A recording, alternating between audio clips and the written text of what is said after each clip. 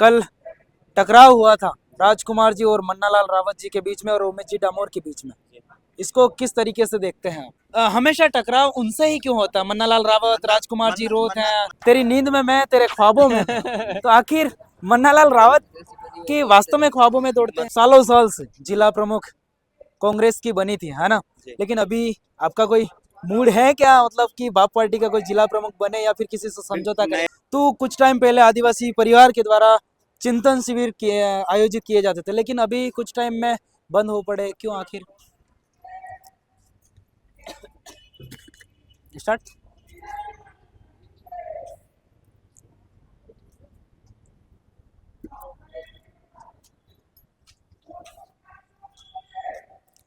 नमस्कार, मैं हूं प्रवीण डोडियार और आप देख रहे हैं भारत की आवाज।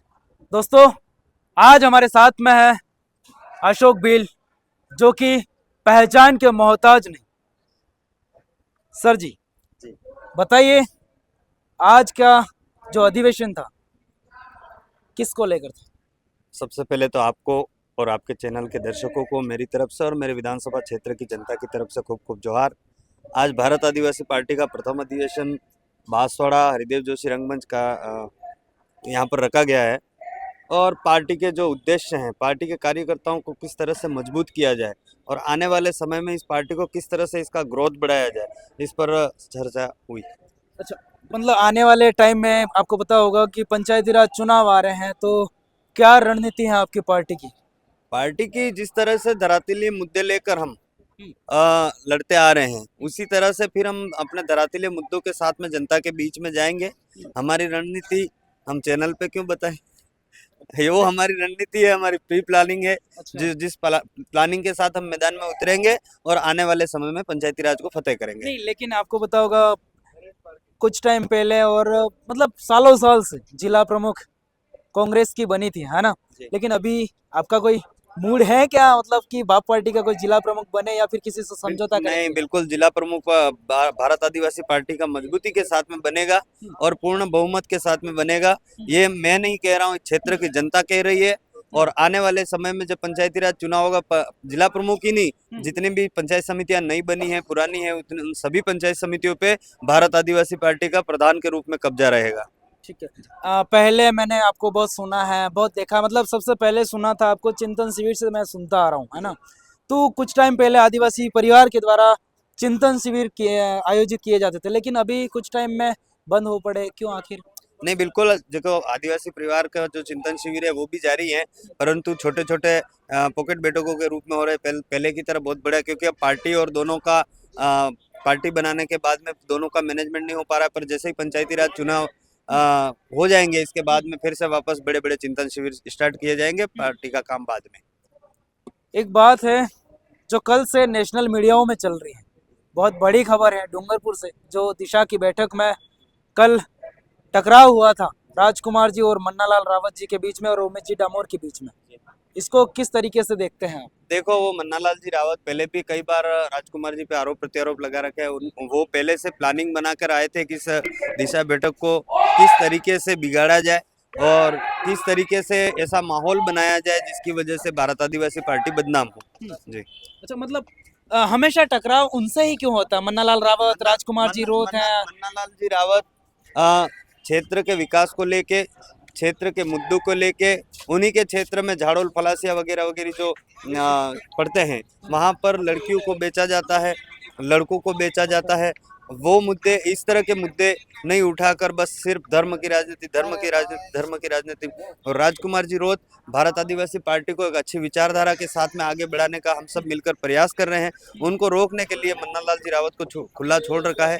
मन्नालाल जी, आप इसी चीज पर बोला करिए और उसकाने का काम वो करते हैं। लेकिन हर बार हमने देखा है कि कभी उन्होंने एक बयान ऐसा भी दे दिया था कि भाई उदयपुर में कहीं बहा गए, वो इन्होंने छोड़ दिया बाप पार्टी वालों ने, और इसके बीच में कोई अभी मानगढ़ को लेकर भी बयानबाजी हुई थी उनसे ही। मतलब कुल मिला के जो मैं नहीं कहना चाहता हूँ वही कहलवाना चाह रहे हो। मन्नालाल जी मानसिक संतुलन खो बैठे हैं, वो अपना पागलपन दिखा रहे हैं और उनके बारे में ज्यादा कुछ नहीं बोले तो अच्छा।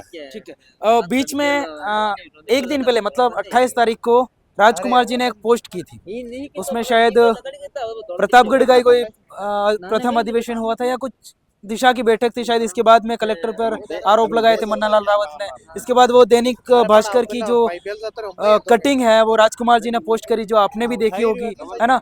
इसके बाद में उन्होंने फिर वहां पर लड़ाई हो चुकी है।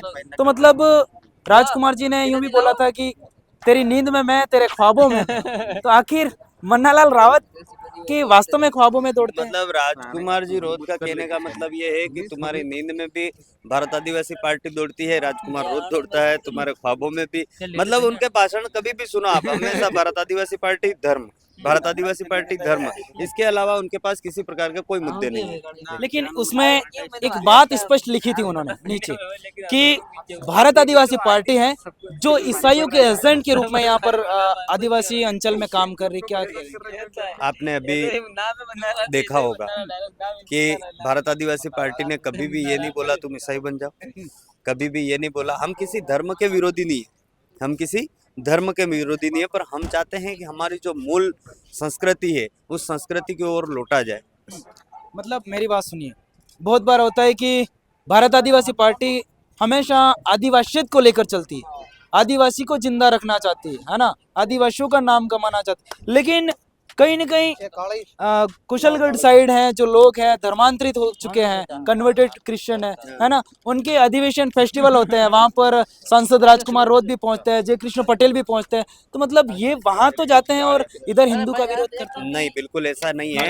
हिंदू का विरोध नहीं करते हैं, ना ईसाइयों का विरोध करते, किसी भी जात समुदाय का हम विरोध नहीं करते हैं। रही बात इस क्षेत्र के जीते हुए जनप्रतिनिधि हैं, आपने नरेंद्र मोदी जी को देखा होगा, है ना, वो भी तो मुस्लिम समुदाय का कार्यक्रम होता है वहाँ पे भी जाते हैं, ईसाई समुदाय का कार्यक्रम होता है वहाँ पे भी जाते हैं, सिख समुदाय का कार्यक्रम होता है। जीता हुआ जनप्रतिनिधि या उस क्षेत्र का जनप्रतिनिधि, जीता हो या हारा हो, जनता वहाँ की जिस समुदाय के लोग रहते हैं, उनका कोई कार्यक्रम होता है, उनकी कोई समस्या होती है, तो उनके बीच में जाकर खड़ा रहना पड़ता है। पर हम अपनी बात को बार बार दोहराते हैं कि अगर हम अपनी संस्कृति को खो देंगे तो आने वाले समय में हमारा जो संस्कृति खत्म हो जाएगी, तो हमारे जो संवैधानिक हक अधिकार हैं, जो हम जिस जल जंगल जमीन का मालिकाना हक जताते हैं, वो संस्कृति की वजह से हमारा बचा हुआ है, तो हमारी संस्कृति बचनी चाहिए। तो आप संस्कृति बची रहेगी बात कर रहे हैं, लेकिन आप तो बोलते हैं हम तो हिंदू नहीं है। तो मेरा यूं कहना है कि आप क्रिश्चियन, कन्वर्टेड क्रिश्चियन होते हैं, तो वहां पर ऐसे क्यों नहीं बोलते कि हम क्रिश्चियन नहीं है? बिल्कुल, आपने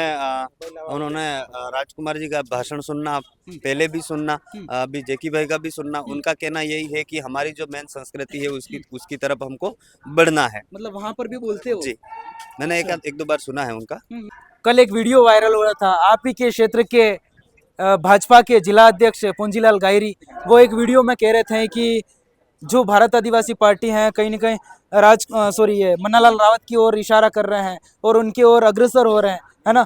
तो वो यूं कह रहे थे कि आप लोग हैं जो कहीं न कहीं नक्सलवादी जैसी हरकतें करते थे। क्या भारत आदिवासी पार्टी नक्सलवाद पनपाना चाहती है?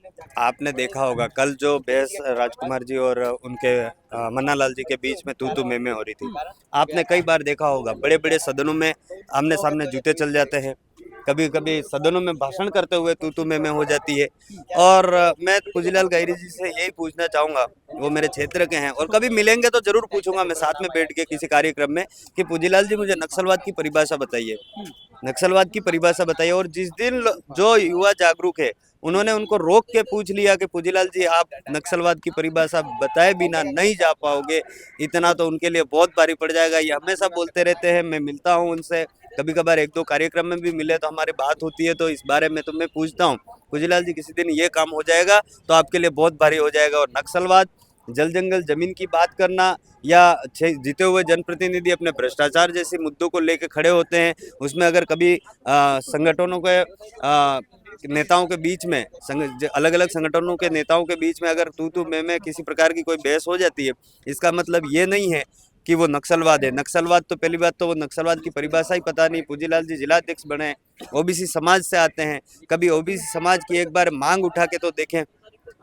आज ओबीसी समाज के रिजर्वेशन की क्या स्थिति है वो एक बार पुंजीलाल जी मांग उठा कर देखे, मैं उनसे वो विनती करना चाहूंगा। बाकी नक्सलवाद भारत आदिवासी पार्टी क्या है वो तो हम पंचायती राज में हम बता देंगे। ठीक है, आपने बोला कि हम पुंजीलाल जी नहीं मिलते रहते, हमने एक वीडियो देखा था कि जो संसद के बाहर का कोई चाय की चुस्की ले रहे थे, नरेंद्र मोदी है, प्रियंका गांधी जी बैठे थे, है ना, सभी दलों के नेता बैठे थे। तो आपस में चाय पर चर्चा कर रहे थे, है ना? ऐसे ही कैसे आप भी शायद पूंजीलाल जी वगैरह ने से चाय पर नहीं, कार्यक्रम में। हाँ, जो भी हो चाय पर चर्चा यूं करके था, है ना? लेकिन ऐसे कैसे आप भी कांग्रेस के बीजेपी के नेताओं से मिलते हैं, आपस में बातचीत भी होती है, लेकिन कार्यकर्ता हैं जो आपस में लड़ाते हैं, तो उनको क्या कहना चाहिए? नहीं, हम मंच पे जो सामाजिक कार्यक्रम होते हैं तो हमारे जो कार्यकर्ता होते हैं वो हमको भी बुलाते हैं, उनके कार्यकर्ता होते हैं वो उनको भी बुलाते हैं। सामाजिक कार्यक्रमों में सबको जाना चाहिए। मतलब मेरा यूं कहना है, कार्यकर्ता है आपस में हाँ, मनभेद मैं कर समझ लेते गया, हैं। आपकी बात को तो समझ उनको गया। क्या कहना चाहिए? कार्यकर्ताओं को तो उनकी बात को पता है ना।